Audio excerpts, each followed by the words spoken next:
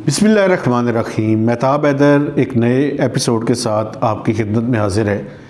सबसे पहले तो मैं शुक्रिया अदा करना चाहता हूँ मेरे जितने देखने वाले हैं कि उनकी तरफ से जितने लाइक्स और कमेंट्स आ रहे हैं वो बड़ा ही ज़बरदस्त किस्म का फ़ीडबैक जो है, और ख़ासकर जो लास्ट वीलॉग है उसके ऊपर काफ़ी अच्छी जो है वो उनकी तरफ से फ़ीडबैक है।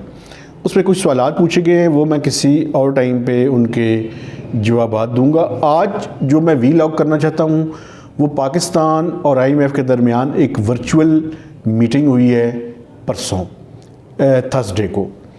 उसमें बेसिकली IMF ने बड़ा क्लियरली पाकिस्तान को एक मैसेज दे दिया है और वो सारे प्री रिक्विजिट्स और सारी रिक्वायर्ड जो कंडीशंस हैं वो पाकिस्तान को कन्वे कर दी हैं, और अब बाल जो है वो पाकिस्तान के कोर्ट के अंदर है।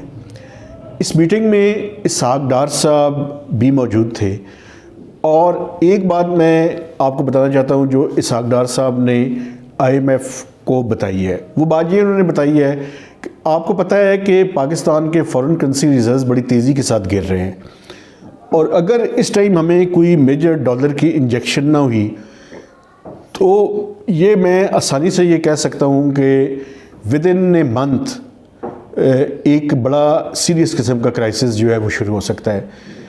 तो हुकूमत की रिलायंस जो है वो ये है कि एक फ्रेंडली कंट्रीज से तो ये है कि दिसंबर के लास्ट वीक में, यानी जो अगला हफ्ता शुरू होने वाला है, इसके अंदर ये जनवरी के फर्स्ट वीक तक मैक्सिमम उस फ्रेंडली कंट्रीज से वो पैसे इनको मिल जाएंगे। अभी तक इनकी तवक्को पूरी नहीं हुई, लेकिन ये IMF को इन्होंने एक बार फिर ये एश्योरेंस दी है।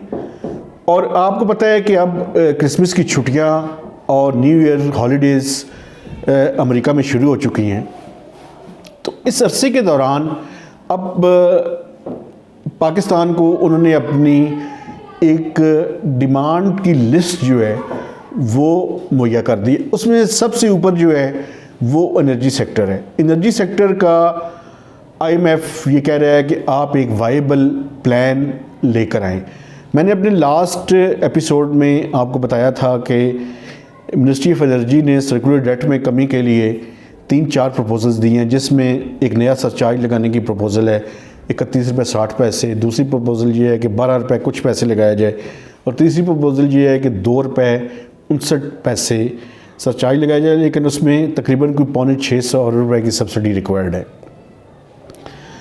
अब मिनिस्ट्री ऑफ फाइनेंस ने उनको ये डायरेक्शन दी है कि आप इस प्लान को रिवाइज करके लाएं और इस प्लान को इस तरह से बनाएं कि टैरिफ के अंदर हमें ज़्यादा इंक्रीज़ ना करनी पड़े, लेकिन हम अपनी एफिशिएंसी और गवर्नेंस को इम्प्रूव करके जो सब्सिडी की रिक्वायरमेंट है उसको बिल्कुल मिनिमम सतह पे लेकर जाएं। तो अब देखना यह है कि वो किस तरह से एक प्लान जो है वो बना के लाते हैं, लेकिन कुछ ना कुछ टैरिफ के अंदर इंक्रीज़ करनी पड़ेगी। ये मिनिस्टर्स जितना दिले कहते रहे कि हम किसी किस तरह की टैरिफ इंक्रीज़ नहीं करेंगे। अगर टैरिफ इंक्रीज़ नहीं करेंगे तो IMF का प्रोग्राम भी रिवाइव नहीं होगा। इलेक्ट्रिसिटी का तो ये है, कम से कम 3 से 4 रुपये आपको इलेक्ट्रिसिटी का टैरिफ भी बढ़ाना पड़ेगा कम से कम, और उसके साथ साथ ट्रांसमिशन एंड डिस्ट्रीब्यूशन लॉसेस को भी कम करना पड़ेगा। लेकिन ये इतना आसान नहीं है, चूँकि मार्कअप बढ़ने की वजह से भी जो पावर सेक्टर के प्रॉब्लम्स हैं उनमें इजाफा हो चुका है, और गवर्नेंस तो बहुत ही बुरा हाल है। उसमें तो मैं समझता हूँ पिछले 15-20 साल में जितनी भी हुकूमतें 2005-06 के बाद आई हैं वो सब की सब नाकाम हुई हैं। सेक्टर में किसी तरह की कोई बेहतरी गवर्नेंस के हवाले से कम नहीं लाई जा सकी। जो दूसरा इशू है वो गैस का है। अब गैस का भी सर्कुलर डेट कोई तकरीबन 1600 रुपये के लगभग खड़ा है। गैस का टैरिफ भी बढ़ाना पड़ेगा। एक तरफ तो गैस है नहीं, आपको पता है कि लोग पाकिस्तान के अक्सर जो इलाके हैं वो इस टाइम गैस की लोड शेडिंग का सामना कर रहे हैं, लेकिन दूसरी तरफ गैस की टैरिफ भी बढ़ाना पड़ेगा। और हुकूमत ने एक कमेटी भी बनाई है इशफाक तौला साहब की सरबराही में। उस कमेटी को ये मैंडेट दिया गया है कि वो 10 दिनों में एक रोड मैप बनाए। रोड मैप नहीं बेसिकली बनाना, उन्हें काउंटिंग करके बतानी है कि एक्चुअल में कितना सर्कुलर डेट जो है वो गैस सेक्टर का खड़ा है। लेकिन गैस सेक्टर का भी आपको टैरिफ भी बढ़ाना पड़ेगा और एक ये भी बताना पड़ेगा कि आप सर्कुलर डेट को कैसे कम करेंगे। ये तो हो गया एनर्जी सेक्टर। दूसरा जो है वो टैक्सेशन साइड है, आपको टैक्स भी मज़ीद लगाने पड़ेंगे, कोई हल नहीं है। FBR का शॉर्टफॉल आने वाला है, शॉर्टफॉल के तखमीने मुख्तलिफ हैं, लेकिन अगर कोई ये कहे कि FBR जो है वो 7470 का टारगेट हासिल कर रहा है तो वो एमको की जन्नत में रहता है, टारगेट बिल्कुल हासिल नहीं हो रहा।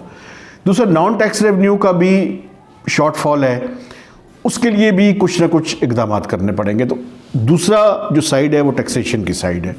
एक प्रपोज़ल चल रही है वैसे, वो ये है कि जो बैंकों ने करेंसी की मैनिपुलेशन में बहुत ज़्यादा पैसा कमाया था, उनके डिविडेंड्स जो हैं वो हुकूमत ले ले, जितना उन्होंने मुनाफा कमाया वो सारे का सारा एज नॉन टैक्स रेवेन्यू के तौर पे हुकूमत उनसे वापस ले ले।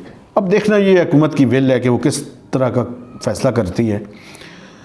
तीसरा जो सबसे बड़ा इशू है वो जो स्ट्रक्चरल रिफॉर्म्स थी जो IMF के साथ एग्रीड थी, उन पे अमल दरामद नहीं हुआ। SOE का लॉ अभी तक अप्रूव नहीं हुआ, वो अप्रूव करवाना पड़ेगा, उसके लिए कोई time frame. Treasury single account एक इशू है।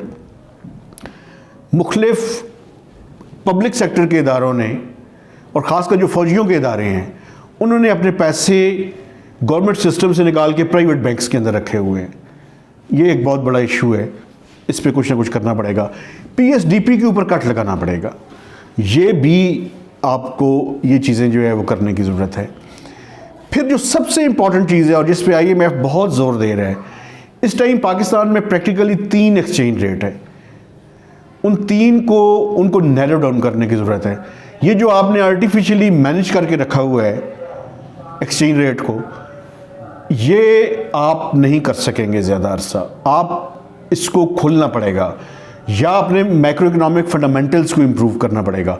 अगर आज पाकिस्तान के पास 35 से 40 अरब डॉलर के फॉरेन करेंसी रिजर्व्स होते तो पाकिस्तानी रुपए की कदर 170 रुपए से ज़्यादा कतई नहीं थी। लेकिन बुनियादी मसला ये है कि आपके फंडामेंटल्स ठीक नहीं हैं।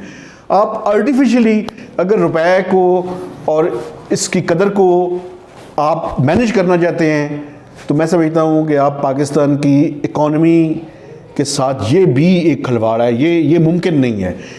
ये इसी तरह से है कि आप पानी को रोकने की कोशिश करें और फिर पानी का बहाव जब बहुत तेज़ी से आएगा तो सब कुछ बहा कर ले जाएगा, और ये पहले भी हुआ है और ये फिर आइंदा भी होगा। तो ये बुनियादी चीज़ें हैं, ये प्लेनली IMF ने कन्वे कर दी हैं कि आप इन पे अमल दरामद करके आएँ तो उसके बाद पाकिस्तान और IMF का प्रोग्राम रिवाइव हो सकता है। अगर हमें पाकिस्तान को फ्रेंडली कंट्री की तरफ से फौरी तौर पे इमदाद ना मिली तो मैं ये समझता हूँ कि क्राइसिस अब हमारे बहुत करीब है। लास्ट वीक के दौरान 584 मिलियन डॉलर्स के फॉरेन करेंसी रिजर्व्स गिरे हैं। हम जितना सेंसिटाइज कर सकते हैं उतना कर रहे हैं। प्रॉब्लम ये है, exports 2 billion dollars per month के लगभग आ चुकी हैं, रेमिटेंसेस गिर रही हैं, तो ये सर्वाइवल जो है मुझे मुश्किल नज़र आ रही है। फिर उसके बाद एक्शंस का टाइम है, पॉलिटिकल स्कोरिंग हम बाद में सेटल करते रहेंगे।